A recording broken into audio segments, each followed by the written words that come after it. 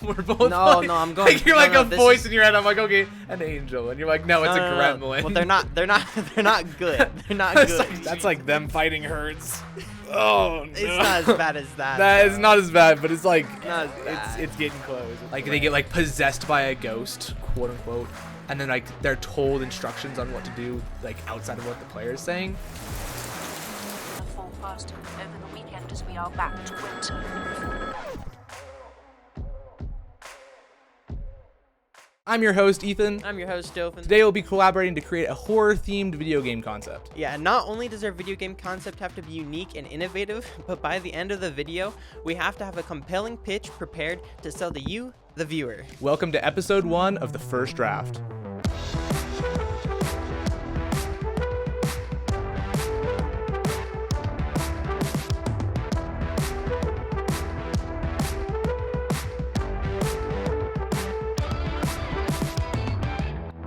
So the way we're going to be collaborating on these ideas, basically we have an entire list of different stuff we need to do. We need to establish a genre, an art style, establish an innovative or interesting mechanic, establishing all the filler mechanics, and if our game has story, we got to figure out the story as well. By the end of the video, we're going to give you a pitch. It's going to have to be 1 minute long, and it'll be good. We'll pair it with concept art, and we got to try to sell it to you.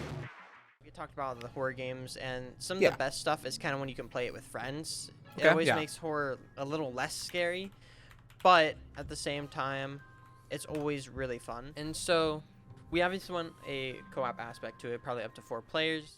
Not too sure what you're thinking on that, but I had this really unique idea. I don't know if this is a game that's being developed or that's just somewhere out there, but every map that's in the game, I want to kind of be themed around a different type of phobia. Okay. Yeah, I don't exactly know what form that takes, so I'm thinking some kind of free-for-all FPS game mode that's like super gruesome. And I made a really pun like name. I was gonna call it Fear for All instead of Free for All. Fear for All. I was like, you know, maybe. That's like them fighting herds.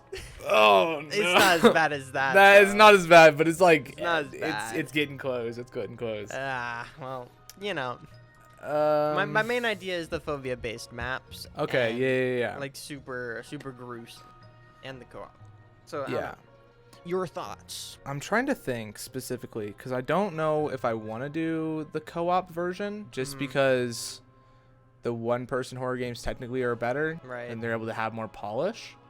Though there could be an idea somewhere along the line of maybe it's like kind of Dead by Daylight-esque. One person is the actual monster and the other person is the person trying to survive the horror, and they have a ton of like god powers in their hands and disposal to scare the other person, but at the same time maybe that doesn't work out if you're trying to get co-op in there. Otherwise the co-opness would be like they'd have to be, you know, grouped. They couldn't go explore. It still follows like story game-esque ideas. Because, you know, then like what ends up happening if you have those like kind of weird, really weird story game co-op ones where like one person hits the jump scare spot and then they get jump scared and then they keep going and then your teammate 10 seconds later hits the same jump scare spot and they get jump scared. And so it's like it just doesn't line up well if you're trying to make like a story kind of co-op game. So if you're thinking like like Phasmophobia, because you said phobia-based maps, there has to be like different maps, so it's not necessarily like a story game. Let's figure out like kind of what we're going for in the horror genre. Are we just going for horror genre because we want to use like horror elements, like super gruesome and bloody and like monsters and stuff, or are we going for a game that really scares people? Like we're trying to terrify people and like actually like give people nightmares. I think the Terrify one is probably better. The Terrify one? And whether that means we can still implement the phobia-based areas and just use those to maximize fear potential. I guess with the fear or with the horror genre, like adding the co-op aspect does make it less scary. It does make it less scary. Whether that's the point or not, I don't know. I feel like that at least a more fun game for me would be the more scarier one, if that makes sense. The fun game? The more fun one would be the scarier one, because that's why you buy the horror game in the first place, if that makes sense. The more scary, the more fun it would be. Yeah. Just because that's the reason why you'd buy it. Like, if you wanted to play a co-op game, you just play any of the co-op games that already exist right now. Like, Right. the video, what's it called? Video something? Video horror night? I don't know what it's called.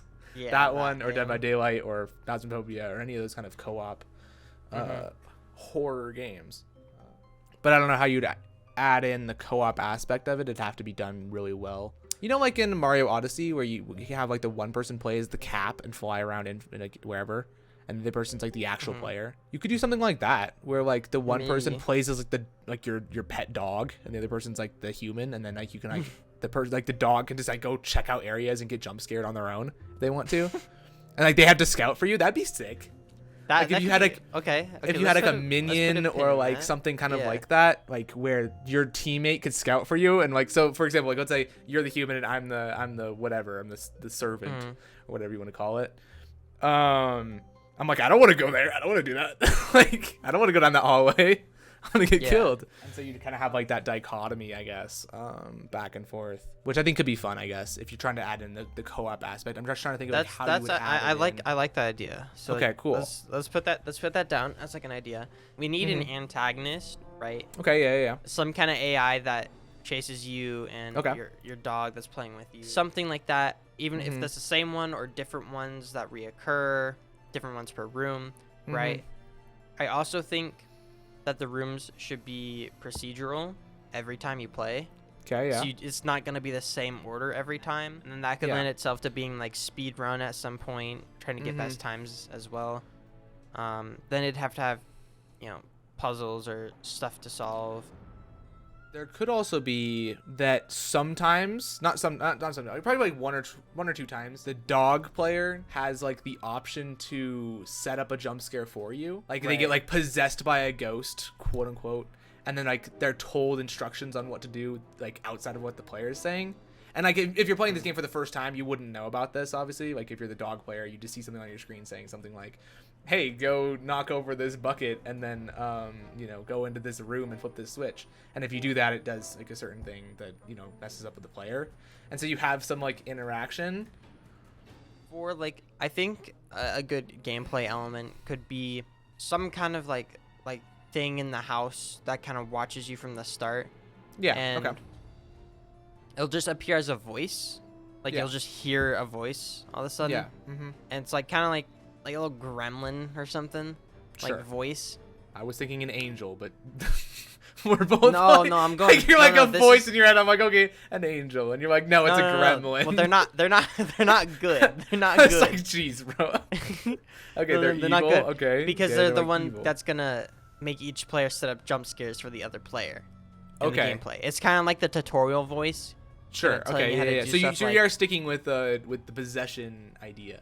Not possession though, per se. I mean, that's the only way you could kind of think it being possession. No, because it only appear to one person. Like the dog enters a different room from you. Like say you're in one room and there's different rooms in that room. They walk like through like this hole in the wall in the other room. Then the voice might appear to you, like will appear to you and be like, hey, I wonder what happens if you flip this. And be like, oh, what is this voice? And it's like, well, it said to flip this. You flip a switch and then like something goes off in the other room, scares the crap out of the person playing the dog. Oh, so you mean like you can't tell, at least in the start of the game, you can't tell if the voice is evil or like good or evil, but the voice is telling you to do things. It sounds like that a little would bit like a monster. Inhibit all the people, but you don't know. That's good, bro. Basically, this next segment was meant to explain the story of the game. However, it took us about an hour of footage to end up coming up with the story, and we never actually recapped it. So when editing this and trying to edit it down into about 3 minutes, none of it ended up making sense. So instead, I decided to create a storyboard cinematic kind of edit for you guys to hopefully better explain the story than we did. Rip that hour of footage.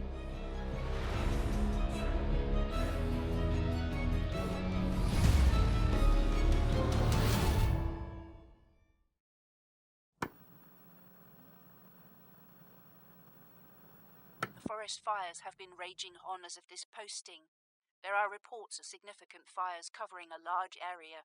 However, the OPP has now been called in by the Ontario Ministry of Environment.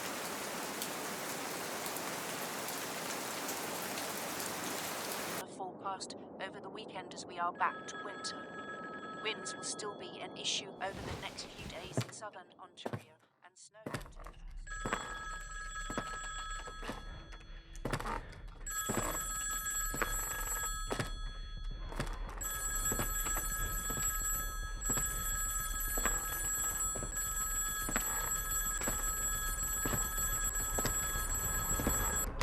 Hello? Oak Street. You'll know it when you see it.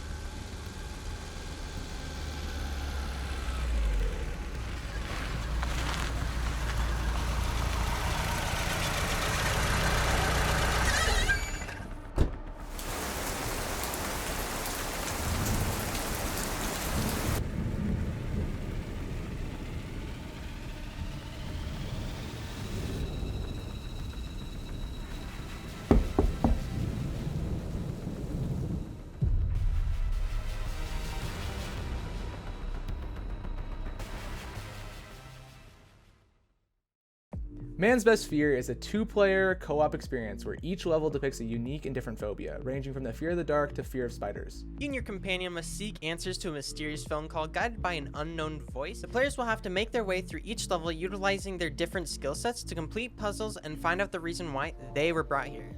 Both players' choices and actions have an effect on each other's gameplay. Each level has a unique phobia-inspired boss that each player must fight to overcome in order to progress through the story. By the end of the journey, players will be forced to make the decision. Will you escape with your life?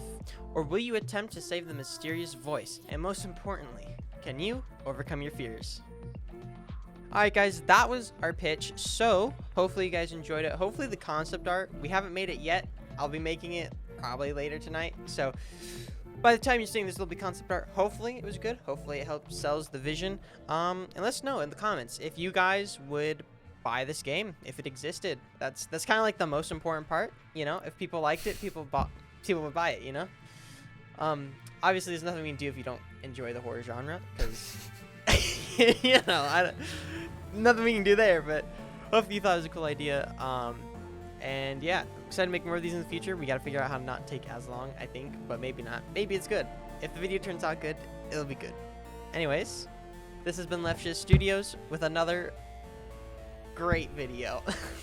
Oh my gosh. Okay, yeah, that's fun. I was gonna say something cringe, and then I stopped myself, and then I just ended with that. So what I was gonna say was much more cringe. So, you know, Okay, good. we'll go with that. Congrats. See ya. See ya.